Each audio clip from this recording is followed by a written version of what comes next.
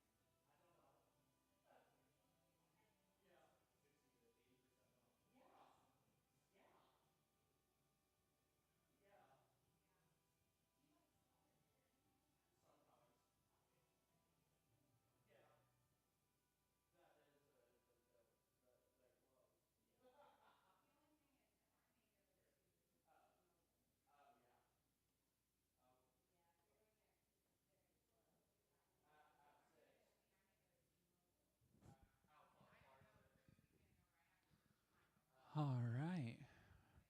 We are going to wrap up that time. And I am going to welcome with me the wonderful Michelle Roller. Yay. Look at that. Hello. Daniel's got you. He's in a meeting. There we Am go. I work? Oh wow, Yeah. I'm really here now. Awesome. I love, so when we were deciding this, I actually have to give credit to Michelle. I was in a rut with what to do with the schedule, and so I was like, I know the person to call whenever I'm usually in a rut with ideas. I'll call Michelle, and sure enough, I mapped out 2 months worth of content. The idea machine. Yeah, no, it was really good. As long as you don't mind the quality of the ideas. So, but whenever I was talking to you about that idea, when it came to me about, hey, let's talk about this concept of being queer and Christian from a more pure level, right? Not just a pastor to another person, because that has a lot of offering that we don't often think about, because it gets into the day-to-day, which, if we're talking about culture, is something we care about. And that was really my thoughts behind talking with you. And so that's why we're going to start with this whole bicultural idea in this community. So just so you all know, what we're proposing for a bicultural community would be the straight culture, which we already have, and then a queer culture where they have they're just completely equal at every conversation, and the ideas that they bring forth are completely even, which is not normal Not in normal. most places. So I'm going to let you speak about that and what you kind of think about that idea. Well, I'm still very much figuring out what that would even mean. Right. So to have queer, basically the way I'm seeing it, and tell me if this is what your thought is too as well, like that cultural trends, cultural norms, cultural ways of being are being created both by queer, from queer perspectives and from straight cisgender perspectives, like equally. And I think these, so when Logan sent me these questions, since I'm me, I always have a lot of thoughts immediately about everything. But I was even more so than usual, don't have answers and don't know things. Wait, what was the original question again? Just about what your thoughts are about us Right. being a bicultural space, or trying to move into that is probably the better way to phrase it. I think it's something we absolutely need, because something you identified, I think you were one of the first. But as soon as you started talking about it, it started making, oh my gosh, I see that all the time, which is, I think we, us straight cisgender people, we're like, isn't it so great we're a church that's accepting of queer people, and we affirm them and all of this, instead of being like, you don't do that with an equal in the same way. That's right. And I think that also it puts all of the educational stuff on queer people, and it's sort of still like bringing the other into a space instead of we are both co-creators of this church. Yeah. And part of it for me too, right, is like in coming to accept myself as a queer person, that gave me permission to be part of that family and to experience that culture and just live that culture myself. Like, until I accepted myself as queer, like, I didn't go clubbing. We went what we called drinking. Wait, hold on, sorry. Explain this distinction to me. Yeah. Queer clubs are way more lit than straight clubs. That's all I'm going to leave it at. Oh, actually, us straights have known this for a long time. And so, you know. I've known this for a long time. Right. So, but you go into the space and you get to feel different in your body. You feel more at home. Yes. In a space. And that's just in a simple thing like going to a gay club versus going to a straight club. And it is that simple sometimes. I feel like straight clubs are so much more creepy. They can Maybe be. I haven't been to enough, but I just feel like I just feel like it's just a lot of sitting and weird. enjoying your alcoholic beverage, and I'm not begrudging that, but I can do that at my house. Like, well, actually, I know this isn't where we want to go with this story, but did I ever tell you the story about my winking phase? No. Well, I like to wink at people. Just as like I don't know, it's cute. You just are saying hi, kind of. I love this. But the problem is it became so natural for me, and it was kind of like, oh, this is my new thing. But the problem is, you know, when you start doing something regularly, you forget to monitor when you're doing it and when you're not. And it was just a friendly hello to people. And I was at a bachelorette party in Nashville, Tennessee. And I made contact with this guy at a bar type situation across the room. And I just winked. And I was immediately extremely remorseful. And I was like, oh my gosh, I winked it. And then he started coming over to me and started hitting on me. And I was like, well, no shit, Michelle. Anyway, so that's when the winking story. Yeah, so that's when I just was like, I can't tell him I don't want to talk to him now. I winked at him. Like, what are you going to do? So anyway, that's when I probably hopefully haven't winked at you guys lately, and that's probably why, is because I realized like this winking thing has to stop now. This is my like this is favorite story the ending of this is the natural end of such a thing that has nothing to do with what we're talking about. Just reminded me of it.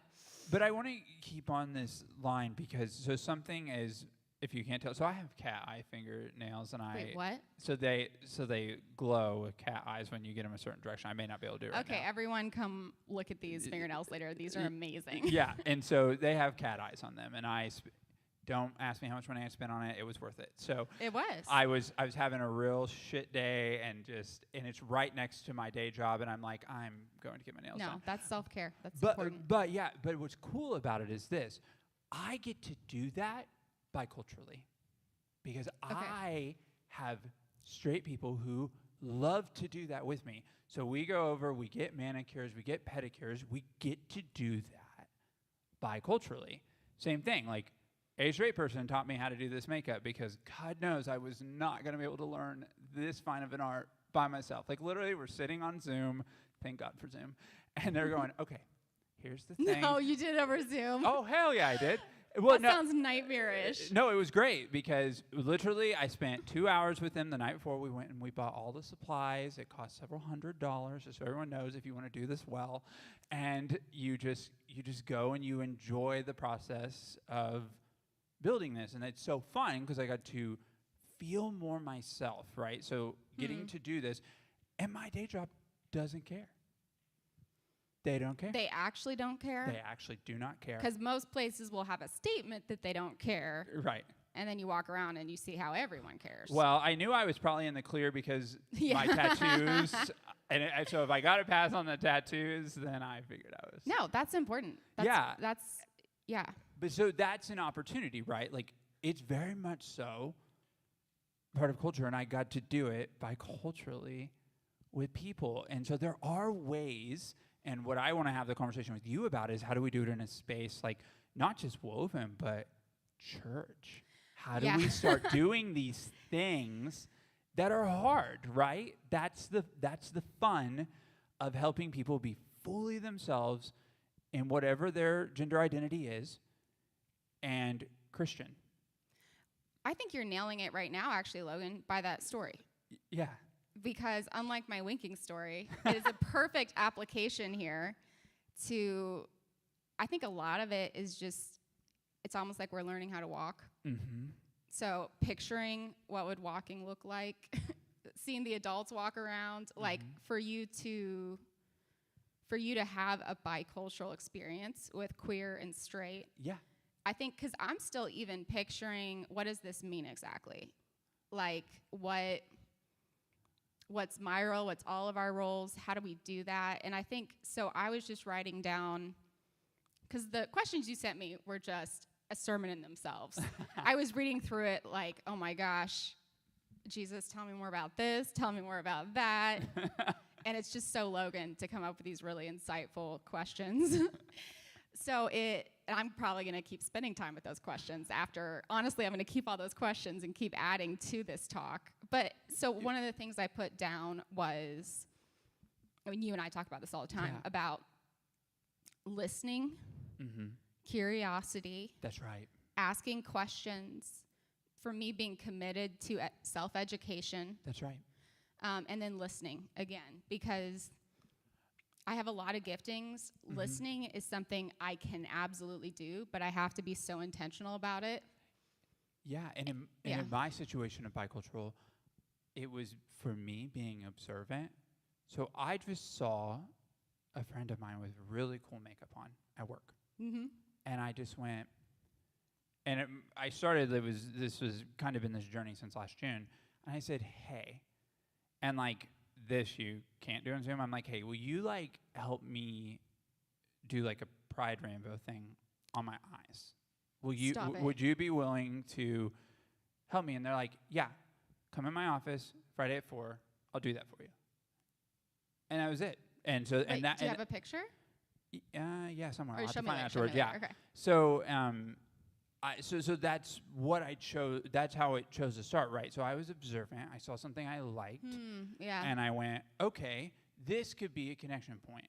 And this could be something where it could go. And I just simply asked the question.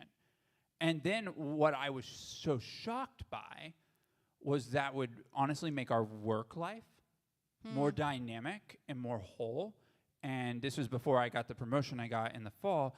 And all of a sudden, it gave me ins with people in my career place that I didn't know, simply because I was observant enough to go, I really love the way this person does makeup, and I would like them to do my makeup for Pride.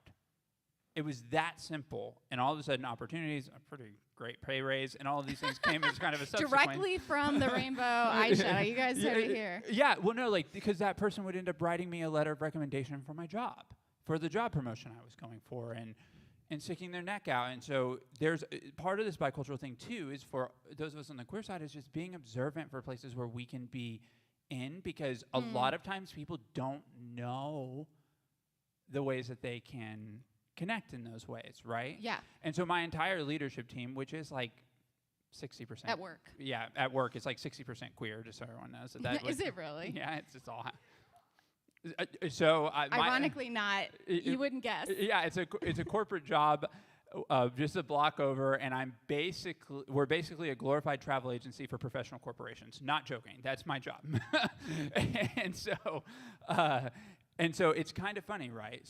But there's these ends where, despite some things that have happened in current political culture, and we're not exempt from that either, right? But I have this pretty vibrant bicultural thing going in my day job. And so when I started thinking about this, of how we move this here. That's how you got there. Yeah, this is how I got there. It's like because when you feel more at home and more yourself and more Logan at your day job than you do with this, like, very blatantly loud, we're affirming, that's where I'm like, this puzzle isn't complete. Something is missing. And I didn't understand it at the time. I was just confused why emotionally I felt distant from something that was louder, because my day job is a corporate job. They're not loud. Part of me is almost a little grieving that you found it in a corporate job before you found it in church. But the thing is, like, yeah, let's go. Yeah. Let's just take advantage of that and, figure it all out together. Yeah, and I think as we're going and as we talk about the church piece specifically, I really want to talk about what this space is doing well, like this community. I do want to reckon with the fact, so I've gone on this, and it's kind of hard to find actual, like, queer pastors and stuff that are, like, kind of hardcore talking about this. I found Really? Yeah, it's very common to find a straight pastor talking about it, but an actual queer pastor. And so that was like my boundary line, is like, what are the queers saying about this dilemma of what I'm feeling? Don't we have to have queer voices in order to be actually bicultural? Yeah, and this is something Daniel and I actually talked about one time, is we're like, why do people we like, why do they always have to be straight? Like, and we weren't bashing. We love those people, but we're like, it's just always straight.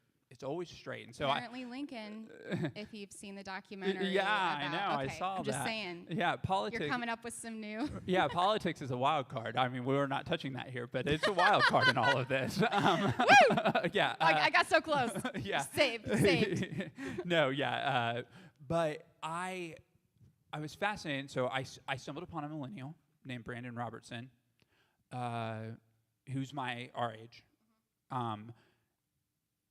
Went through a little bit different experiences than me, but not dissimilar, around the exact same time. And so he's written. That's pretty impressive, because you were, like, full on. Yeah. So like. Anyway, we'll move on. Yeah. No. I really was full on Holy Spirit movement. Yeah. And and he was too in a lot of ways. Like, he had given himself to it, and so that's probably where I felt some homeliness of, like, oh, good, I'm not the only dumb one in the room, and and so. But when I discovered some of the things that he's been talking about with it, I felt encouraged, and I was like, I don't really know how this fits in this space, except for the common thread is, for queer people, and I'm not trying to speak for all of you in a generalization, but for people that are in the seat that I'm sitting in as a director of a church, not knowing how to do it, it's really awkward and it's really hard. I have to have a healthy degree of agnosticism to claim Christianity, because there's just huge pieces in it that I don't have answers for. And people always want to ask me those very questions, and I'm like, oh, you're asking the wrong person. I have no idea. They're asking the right person. Just so you know. I'm just like, I'm the wrong person, because I don't know the answer to this at all. You're asking something huge, and it bothers me internally massively, and I don't know how to reckon it. And part of the ones, and we can't really touch on this because I'm still getting my mind around it, is like Christianity's marriage to war. Like it's Isn't that the thing you said we weren't going to go down well, today? yeah, but no, I'm not going to touch it. I'm just dropping the bomb. Just to say it because I like the analogy, the double. Yeah, it's just there's a huge marriage to it though that like I don't understand, right? Because I read the Gospels, and that's not the messaging that we get. Like if we're actually honest with ourselves, like right. Okay, so we're married to this in our culture. And they're doing some jujitsu moves to justify it that really don't, the math doesn't math, as Kristen would wisely tell us if she were up here. Kristen's like, yeah, that math doesn't work. And the math doesn't math. Yeah. And speaking of Kristen, can you bring me my drink real quick? Thank you. And so part of it is religion is kind of a sticking point because of some of its obsessions. And before we talk about those things, I did want to ask you, what do you think, because I do think, personally, but I'm really curious from your perspective where this particular space, not just Woven, but the whole Beaumont family, is really doing well. Because I think that's so important to talk about. If we're talking about any kind of movement forward, we have to acknowledge what we're doing well. Yeah. Well, I think I was telling you earlier, I think Woven, we're at this, I feel like we've been at this place before, but I feel like we're there in a different way now. Yeah. Especially now that we're officially part of Beaumont. What culture do we want to create? Who do we want to become? And also, I think we're going to have a lot more of us at some point. And I just think for everyone here, I see you guys as part of the launch team. And the launch team that we're making it up together. So, ask Holy Spirit, ask her for, or, ask the universe at this point, wherever you're at spiritually. Yeah. What would being a bicultural, queer, and straight cisgender, what would that even mean? What would that look like? Yeah. And I have all my reasons why I think it is way beyond crucial that we figure it out. Mm-hmm. And how do we make a space of deconstruction and reconstruction? That's how do we right. make a space that we're like, even asking the right questions? So I think we're at a new spot with Woven where I think the majority of us in here are artists of some kind. So this is our thing. Mm-hmm. We get to take a blank canvas and a couple of us side by side. Like, what do we want to do to this? Yeah. So something I think that I still think the challenges and the opportunities, and there's a lot of uniqueness to both services right now. That's right. I think Beaumont. So we have a lot of old people, and they're asking questions. Mm-hmm. And I know that can be really, I've heard that can be the burden on a queer person, that you and Daniel are basically assigned. Everyone goes to these two to educate them on everything. Certain tasks get assigned based upon our gender identity. And like, we can't lie about it. They also run the rest of the church. So, just all the technical stuff. And yeah. I wonder if a massive part of bicultural would mean the education gets a little bit more spread out. Mm-hmm. And I don't know what that means. Yeah. Can I give you a picture for that one? Yes. Because I think that's a really important point. What I really want to figure out a way to invite people into is the queer culture itself, like what I was talking about with work, right? It was just a simple ask. Would you do my makeup? The answer could have been no, and that could have been the full sentence, right? Mm-hmm. And that could have just been the end. And I would not have been mad at this person at all. Mm-hmm. It was totally fine. But so the one part that I feel like gets to be part of it is like the invitation to invite people in to things. And I do think that is a beautiful opportunity. I want to speak to one specific that has happened in this culture that I personally am obsessed with because I thought it was a huge problem when I first started coming into these spaces. At church. Mm-hmm. And that is actually Daniel writing literature. Oh, yeah. I'm so serious. And that was an ask that Daniel had, and someone gave him that very, very important yes, because the literature was too doom and gloom. It was just, it was... Wait, you were against Daniel writing them? No. I was pro Daniel writing them. I was against the literature in general. Oh, okay. Yeah. Now you're pro it now that Daniel... Yeah, I'm like, that sounds suspicious. No. I think I'm misunderstanding. No. I'm very pro everything Daniel's saying. But I remember it was a conversation that he and I had because we were like, does everything have to be a confessional? Like, we have a call to confession. That's fine. Like that, those kind of prayers We can have fit real in that. harm in our world. Yeah, exactly. And so We gotta like, address it. But and so can some of it be about connecting us to God? Like, can some of the liturgy actually be about us feeling a connection to God on any level, right? Because not a lot of the liturgy was up to that point.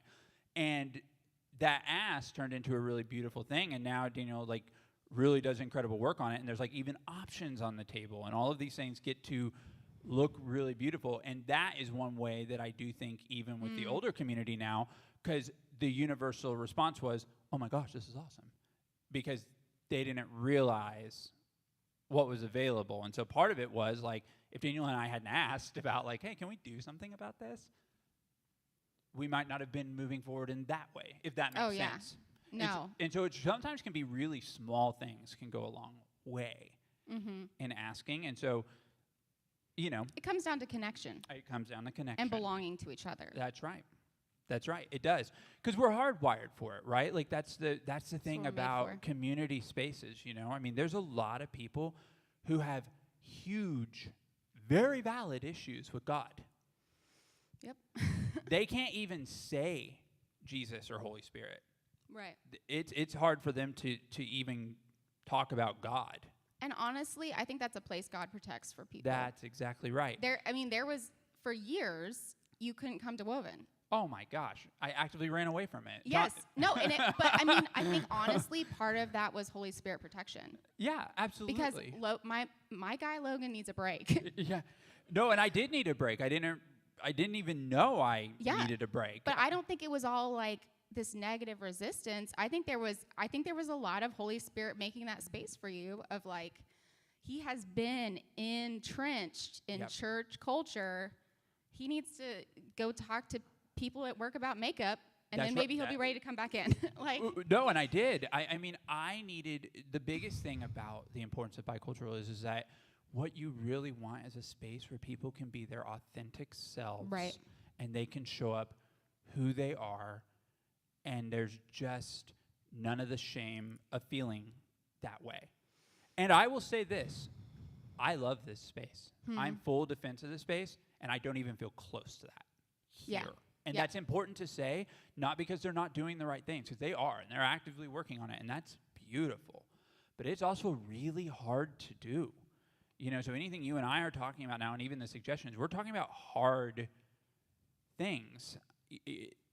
I've been reading a lot of stuff, too, about how you take care of yourself in it, because a lot of people have trigger memories from their childhood and stuff, too, which is why I think when we talk about deconstruction and reconstruction, it's not just reforming into a new way of seeing the Bible. It's literally about embracing, and I think, to your point, the Holy Spirit is one, is embracing where you are with God now. Right, and that it's okay. And that's enough. Yeah. That's actually enough. God doesn't want more from people, which is different than what we were trained. Oh, yeah. I mean, we were probably always told that.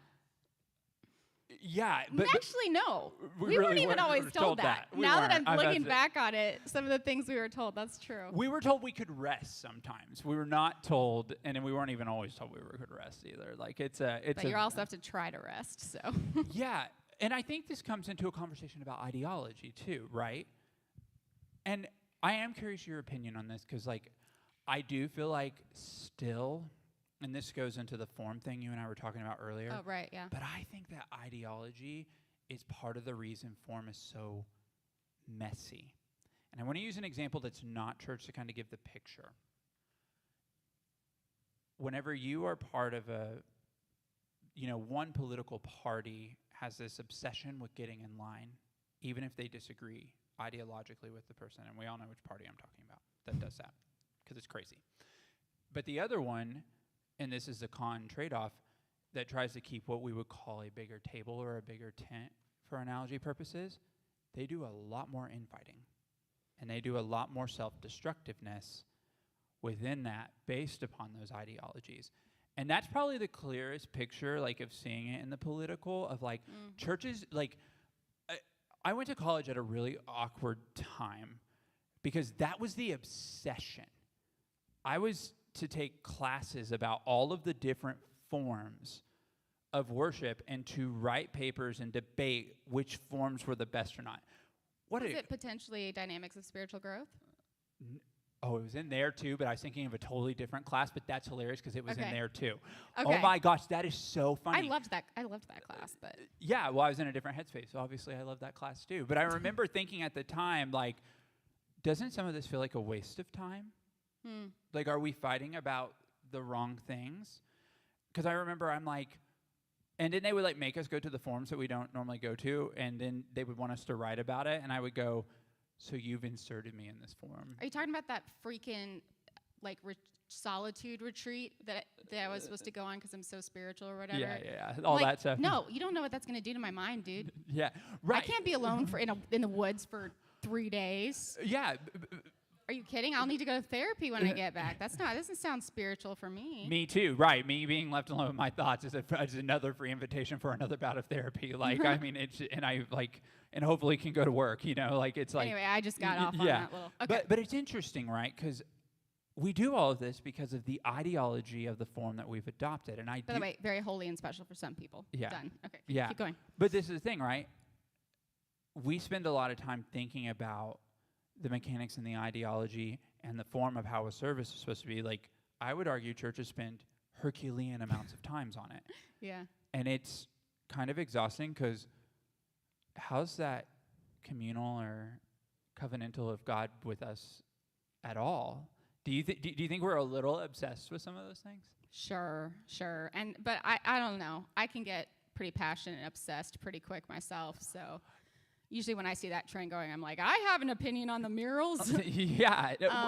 But and I'm not disparaging those things, but it's interesting what we put our bandwidth in is what I'm articulating. Is it's funny, right? We don't often put our bandwidth into culture and connecting with people more. We often put it into things that we think are going to be attractional to people. Yeah. Well, so I think a lot of the things you're saying are kind of leading to a main thing I've been trying to process and think about, which is this. I think Christians, and I'm just going to talk about the USA. Yeah. Because that's where I live. We are at an absolute crisis point on the queer issue. And in fact, is that okay that I'm... Okay. In fact, I think it happened quite some time ago. We're beyond crisis point. And what I've been thinking about and processing this is, what is being told and spewed on queer people, really bad. Mm-hmm. And at the same time, I'm really just realizing in new ways it's really, really bad for all of us. So one thing I've been wrestling with for a while is I think privilege. We often think of privilege and not needing as synonymous. And I don't think that's true at all in this case. Yeah. As a straight, white, cis female person, I have a lot of privilege, but I'm privileged to not have to ask certain questions that a queer person who wants to just even enter a church building is going to have to process. However, I have a need that we get this right, that we start making progress here because, one, I don't know the fullness of God without other perspectives and other people. I'm not even close to that. And two, I was reading Jonah, the book of the Bible, this week, and just realizing kind of like what it means as Christians, queer and straight, and to be in a space of we're sort of taking on the mantle of we are the spokespersons for God. And the corrosion on our soul for telling people, ourselves often too, queer people in Christian spaces, something so false and so opposite of God's deepest heart and intention, I think it erodes our souls away. Yeah. And we're all suffering. we're all not okay with this. Like, I was really close family members of mine. If loving the sinner, hating the sin ever worked with anyone, it would work with this family. And it doesn't. Doesn't even get close. And I feel so much for the daughter, and I don't want to say too much about who they are because, well, anyway, the daughter in this situation, because she's queer, and for her to never be able to get full acceptance from her dad. Right. To never feel like he's proud of her, ever. Like, that horrible, it's very tragic. And then I've been also processing on the other end, the father, who's this incredible man of God, has a lot of things figured out that I'm not even close to getting figured out. The incredible erosion on his soul of never being able to fully embrace his own daughter. Right. And isn't it funny, right? Because when you have those hard line systems that are blocking you, all of a sudden, all of the themes of the Bible kind of fall apart. Tell me more. Why does grace stop Right. for queer? Why does mercy stop for queer? Do queer people not get to experience any level of forgiveness for the hardships that are going on? And because the tragedy right now is, right, by all of the queers in this room that have shown up, it's actually you all who are showing the grace. You all who are showing the mercy, the forgiveness. Because there's a lot of wounds. Yeah. The real, I hate using this word for the record, but the real sin of this convo is this. That hasn't started. What hasn't started? Us, the church community actually fully embracing the wholeness of the queer experience into it, which is why that grace gets blocked, the mercy gets blocked, the forgiveness is blocked. Because to your point, why it erodes on the soul is like, because they're still on the hook for something and they don't even realize it, because it's such a line of right or wrong to people. You know, we all have families like this, right? And so they can't let themselves off of a hook on it because they don't even realize they're permanently trapped themselves on one. Well, I don't know how many non-queer friends I have that have told me, no, that's not the end of the sentence, that have told me about, if I were gay, I know my parents would not be okay with that. And that itself is, like, they're telling me about it. Yeah. And I think that kind of points to the bigger issue, which is when we think queer is not blessable by God, we're seeing God as a very limited in their love.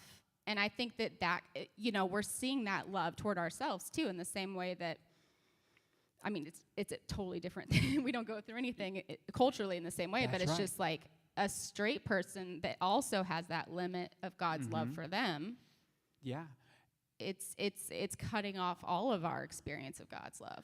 Yeah, and we've allowed specifically fundamentalism, which is not something you and I really ever participated in, but we've allowed that to kind of like control the form conversation. And so one of the things that I think another thing that I think this space is doing well is the presence piece. Like they really allow people to come in a presence sense. They sometimes are confused. Like, I mean, I got a few You're talking about first service. Yeah. Okay. Yeah. But I mean, you know, we're part of this identity, and so it's a collective we. And so like, you know, they first saw me in makeup, and the old ladies were the best. They're like, "You look fabulous, darling," and I was like, "Thank you." But you know, some of the others were like, "Wait, what?" Wait, really? Yeah, they just gave me the look of confusion. Like, why are you doing that? You've Honestly, never done that before. they might not have known who you were. That could be true. I get confused a lot of times about who people are. Yeah, but the interesting part, right, is to what you said. We're not really having the conversation about form and stuff because we've got these hard lines, and fundamentalism has been a big driver of that, unfortunately, in our spaces. And so because that's so convert into Christianity, we're going to have to continually push back against that as we continue to move forward. And also, nostalgia is a challenge. People like things the way they're used to. You know, for a lot of us in the queer world, we've been kind of like, we never felt at home in ourselves, like, and we didn't understand why, and we've had to do so much internal processing. So we all have embraced change in a really unique way that is different, because it's like, oh, why do, you know, I like to describe it as, I grew up in southern Indiana, and I never felt at home there. I never felt like myself. I didn't know how to fit in. I literally graduated high school with 0 friends. 0. Wait, what? Yeah. Wow. I had no, because I fell out of myself in that realm. Right. And I had good family, I had all of those things. I mean, that's why I didn't go crazy, but I didn't know how to operate in that particular area. Right. Even though people had dreams of me coming back there and teaching and all that stuff, like, people had ideas for me, don't mishear. Oh, I know they did. But that was, you know, I never felt enough at home in that space to really ever take it. And that's the interesting challenge. And so what we're talking about is, like, what would happen if people can just be wholeheartedly themselves in a space? What if they felt okay to risk? What if they felt okay of, like, you know, this may be different today, but, like, this is how I feel in my body and in my space today, and this is how I want to go to this space, and you feel nothing but just this overwhelming sense of not just love, but connection. Yes. We long for that. Yeah, and that's... As human beings, we need that. Yeah, and again, we can't deny the processing piece, right? That's such an important part of it. People get space to process, you know? Like, I had to process with the coworker where I'm like, will you do my makeup? And it's like... By the way, I think I might tell you every single week how much I like your makeup. Okay, thank you. I don't know if that's true, but I think it every single week. Yeah. Well, it is such a fun... I remember, because part of the reason I went and bought it was just like, I just feel like, you know... people care about how I dress here, and people care about all of these things that are like that are exhausting. So I'm like, okay, well, if I'm going to have to put on a show, then I'm at least going to put on the show that I want to put on. Yeah. And that's how this is going to be, right? And that's what I want for everyone in this space. For you to feel so yourself. Like, I love Edie's hair. Like, Yes. I'm literally like, whenever my hair goes a little longer, I'm gonna just dye it that color because it's just We're perfection. all going to look like we're trying to it's just copy Edie. We're all going to try to be a little... Well, no, but like, how awesome that someone, like, I love your confidence with that, right? That you can just come into this space. That way, Daniel, I love your hair too. Like, what a great, it's just so, yes. And so part of it is, how do we help, myself included, how do we help everyone feel comfortable in who they are, actually feel connection in this space, knowing the actual real boundary is this, and this is, we're not going to go into this, but this is the hard part. We can't all be everything for everyone. That's also a true fact. We can't, because we are limited in our capacities, and that's for our well-being. And that's actually, you know, to steal your words, like, Holy Spirit telling us, you've done enough. Relax. You need sleep now. Yes, you need sleep now. You know, often after today, like, I don't hang out with anyone after this. I normally, like, go home with Andrew. It is just the two of us. It is normally watching comfort trash TV. I'm not going to lie about it. And reading books, because I'm socialed out. And that's my process. If you're all just partying, you are awesome in your 20s, and I can't do it anymore. Yeah. And I think any ways that we can be starting conversation about this, because I'm still very much, another thing that something you were saying made me think of, which is, I think particularly for straight people, for non-queer people, there's such a, I need to get fully educated before I can start connecting. Yeah, and which being isn't in true. these spaces, which I can't. Mm-hmm. I mean, I'm even reading through definitions, Yeah. and I know that there's some things I still have no idea what the difference is or what this like. But I think there's a sense of I need to let go of being right, of knowing what's going on. Yeah. Of I never want to be in a place where I'm not asking questions Mhm. and I'm not being curious and I'm not learning new things. And I think, but I think it is crucial that we figure this out. Mm-hmm. And I think we get to be one of the first spaces. I don't know of a lot of places that do biculturalism No. with queer and straight. I don't. No, not even politics. Not even politics touches it, really. Well, so I kind of think what an opportunity for us to be a dream team together. Mm-hmm. Like, have these conversations with each other. If anybody figures out anything, let's just tell everyone what the answers are. Yeah. But I think we're experimenting. We're artists. We're creatives, and I think I'm gonna do things wrong. Yeah. Well, and not all one size fits all. Like, what Right. makes me feel connected to a person isn't going to make someone else. But I do think that this one thing really helps. And I remember when, after all the crap that had happened in my life, and I decided I was gonna be a queer person, and I was going to do it.